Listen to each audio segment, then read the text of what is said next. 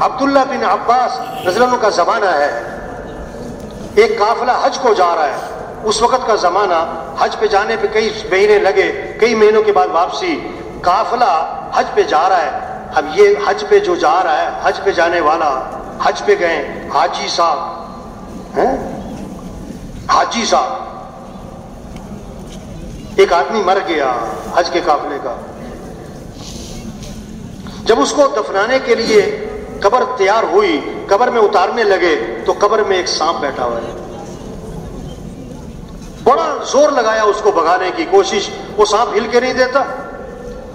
دوسری جگہ قبر کھودی، جب میت کو اتارنے لگے تو سانپ وہاں موجود ہے۔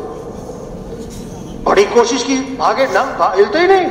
تیسری جگہ قبر کھودی، جب میت اتارنے لگے تو سانپ وہاں موجود ہے۔ جہاں قبر کھودے سانپ، عبداللہ بن عباس رضی اللہ عنہ کے پاس آئے قافلے والے، سارا ماجرا سنایا کہ جہاں قبر کھودتے ہیں سانپ آ جاتا ہے اور ہل کے نہیں دیتا ہے، کیا کریں؟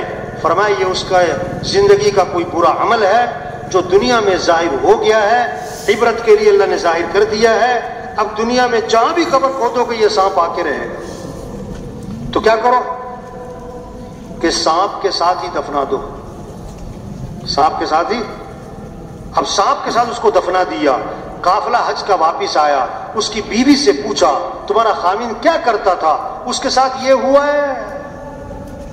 اس نے کہا میرا خاوند تاجر تھا، غلے کا کاروبار تھا، گھر میں بوریاں آتی تھیں، ہر بوری سے کچھ غلہ نکال کر اس کی جگہ بھوس بھر دیتا تھا،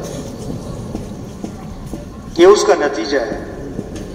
تو بھائی یہ چھوٹی سی زندگی ہے، اللہ نے ہمیں بہت بڑا کام دیا ہے، اللہ کا دین زندہ ہو جائے، اللہ کا کلمہ بلند ہو جائے، سارے انسانوں کو ہدایت مل جائے، سارے انسان جہنم سے بچ جائیں، سب کا ایمان ٹھیک ہو جائے، عبادات زندہ ہو جائیں، اخلاق صحیح ہو جائیں، معاملت صحیح ہو جائے، معاشرت ٹھیک ہو جائے۔